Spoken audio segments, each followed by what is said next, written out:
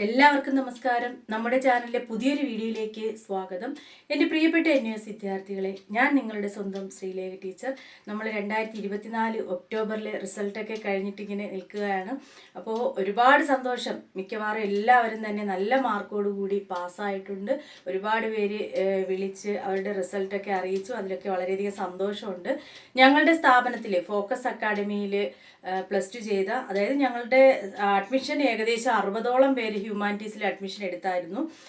പക്ഷേ ഒരുപാട് പേര് അവരുടെ സാഹചര്യങ്ങളാൽ വിദേശത്തൊക്കെ നിൽക്കുന്നവർക്ക് വന്ന് എക്സാം എഴുതാൻ കഴിയാത്ത സാഹചര്യം ഉണ്ടായിരുന്നു. അതുപോലെ ഹൗസ് വൈഫ്സ് ആയിട്ടുള്ളവരുണ്ടല്ലോ, അവർക്ക് അവരുടേതായിട്ടുള്ള ചില ബുദ്ധിമുട്ടുകൾ, അങ്ങനെ കുറേ പേർക്ക് എക്സാം എഴുതാൻ കഴിഞ്ഞില്ല. അവരൊക്കെ ഈ നെക്സ്റ്റ് ബാച്ചിൽ എഴുതുന്നുണ്ട്. എഴുതിയ 36 പേരിൽ 34 പേരും നല്ല മാർക്കോട് കൂടി തന്നെ വിജയിച്ചിരിക്കുകയാണ്. ഈ നിമിഷത്തിൽ വളരെയധികം സന്തോഷത്തോടും അഭിമാനത്തോടും കൂടിയാണ് ഞാൻ നിങ്ങളോടിത് പങ്കുവയ്ക്കുന്നത്. അതായത് ഹിസ്റ്ററി നമുക്കറിയാം, ഇത് പഠിക്കുന്നവർക്കറിയാം എത്രത്തോളം നമുക്ക് ടഫാണെന്നറിയാം അല്ലേ ഹിസ്റ്ററി. അപ്പോൾ ഹിസ്റ്ററിക്ക് 90 മാർക്കിൽ കൂടുതലൊക്കെ വാങ്ങുക എന്ന് പറയുന്നത്, അപ്പോൾ അവർ എത്രത്തോളം ഞങ്ങൾ നൽകിയ ക്ലാസ്സുകളും അവരെത്രത്തോളം പ്രയോജനപ്പെടുത്തിയെന്നും അതുപോലെ തന്നെ അവർ പഠിക്കാൻ അത്രത്തോളം കഷ്ടപ്പെട്ടിരുന്ന് പഠിച്ചതിൻ്റെ ഫലമാണ്. നിശാന്ത് എന്ന് പറയുന്നൊരു സ്റ്റുഡൻറ്റിന് 96 മാർക്കാണ് ഹിസ്റ്ററിക്ക്. അതുപോലെ അജിത എറണാകുളത്തുള്ള അജിത നേടിയത് 94 മാർക്ക്.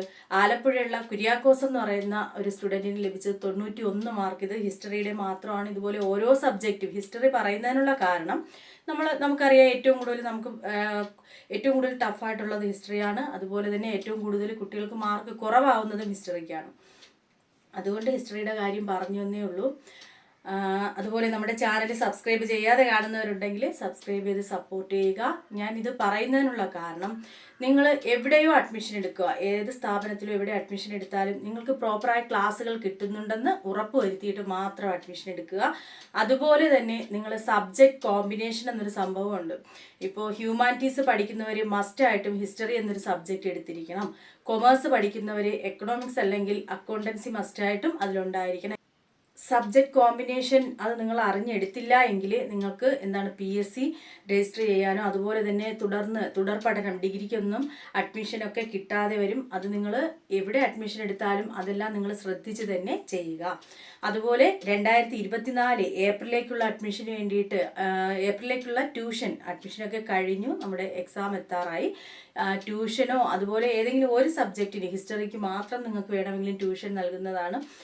2025 ഒക്ടോബറിലേക്കുള്ള അഡ്മിഷനാണ് ഇപ്പോൾ നടക്കുന്നത് അല്ലേ. ആർക്കെങ്കിലും 2025 ഒക്ടോബറിലേക്ക് അഡ്മിഷൻ എടുക്കാൻ താല്പര്യമുണ്ടെങ്കിൽ സ്ക്രീനിൽ കാണുന്ന നമ്പറിൽ കോൺടാക്റ്റ് ചെയ്യുക.